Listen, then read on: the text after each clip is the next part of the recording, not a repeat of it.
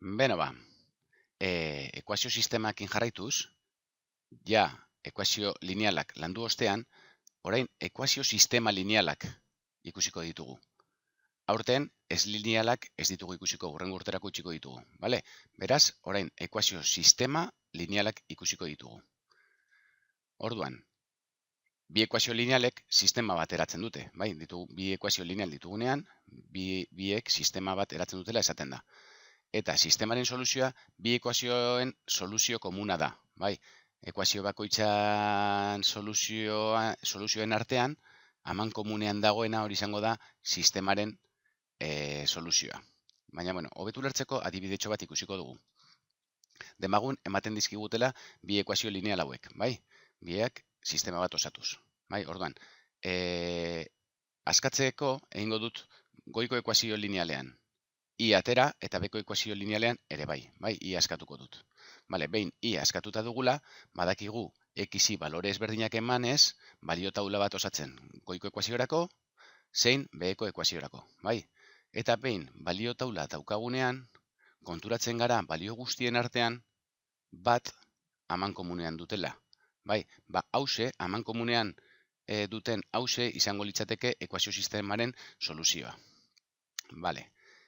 Grafikoki adieraziko bagenitu bi ekuazio linealak, hemen daukagu lehenengoa urdina eta bigarrena gorria, bai, puntu ezberdinak, balio taulako puntu ezberdinak marrastuz eta gero elkartuz sortu ditugunak aurreko tutorialean ikusi genuen moduan, konturatzen gara justo soluzioa dela bi ekuazio linealen ebaki puntua, bai?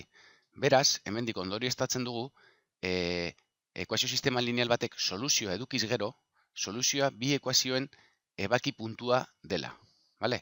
Orduan, hemen ikusi dugun puntu hori, grafikoki ikusten dugu dela bi ekuazioen ebaki puntua. Bai? Orduan, soluzioa bi ekuazioen ebaki puntua da, soluzioa edukiz gero.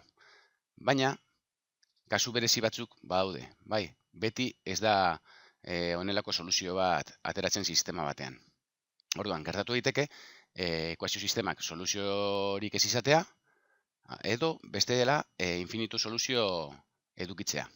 Goazen ikustera soluzio hori gabeko sistemak. Demagun, ematen digutela sistema hau, balore taula eta prozesu guztia egin ostean, bi ekuazio linealak marrastu ditzazkegu. Eta marrasterakoan, fijatzen bazarete, bi zuzen paralelo errepresentatzen dituzte, bai?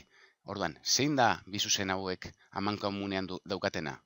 Noizbait eukiko dute zerbait aman komunean, noizbait elkartuko dira edo gurutzatu? Ez. Beraz, ekuazioak batera ezinak direla esaten da, bai? Orduan, eta zuzenak paraleloak dira, bai? Orduan, soluzio hori gabeko sistema bat dugunean, bai? Bi ekuazioak grafikoki badakigu bi zuzen paralelo izango direla, eta batera ezinak direla, bale? Bale.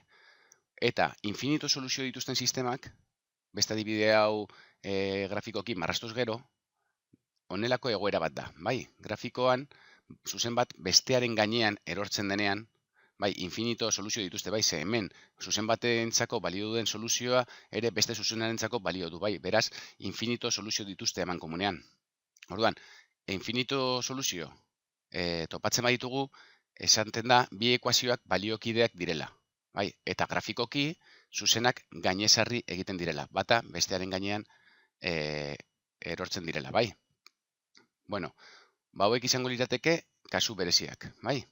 Orduan, hemen azaldutako guzti hau praktikan jartzeko liburuko 162. orrialdeko ariketa hause, bi hauek egitea planteatzen dizuet, bai. Apurtxo bat, hemen azaldutakoa ulertu duzuen eta hurrengo gunean klasean zalantzak argituko ditugu.